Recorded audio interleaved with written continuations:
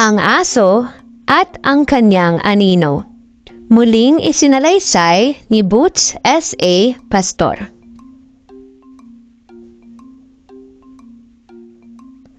Isang araw, isang aso ang napadpad sa tabi ng dagat na pinagdarausan ng isang piknik. Nakalanghap siya ng katakam-takam na amoy.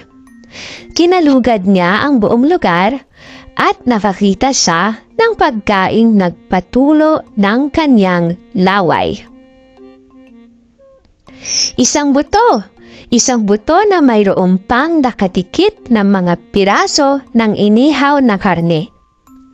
Tuwang-tuwang kinagat ng aso ang buto at nagtatakbong umuwi.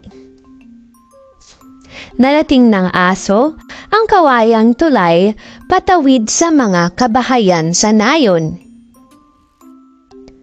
Pagdating sa gitnang bahagi ng tulay, ay napatingin ang aso sa ibaba.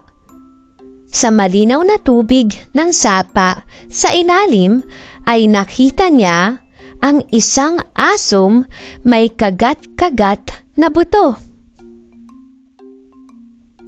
Mukhang mas makatas at di hamak na mas malaki ang butong kagat-kagat ng aso sa sapa.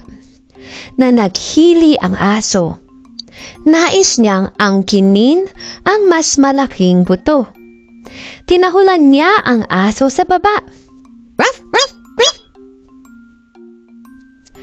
Tuluyan nahulog ang buto sa sapa at bumulusok sa ilalim. Umalon ang tubig at naglaho ang kagat-kagat na malaking buto ng aso sa sapa.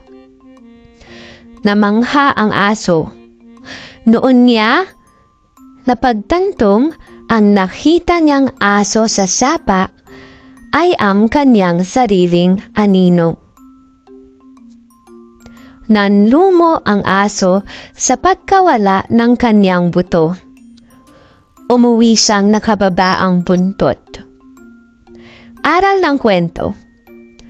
Huwag pagnasaan ang pag-aari ng iba. Makontento ka sa kung anumang mayroon ka.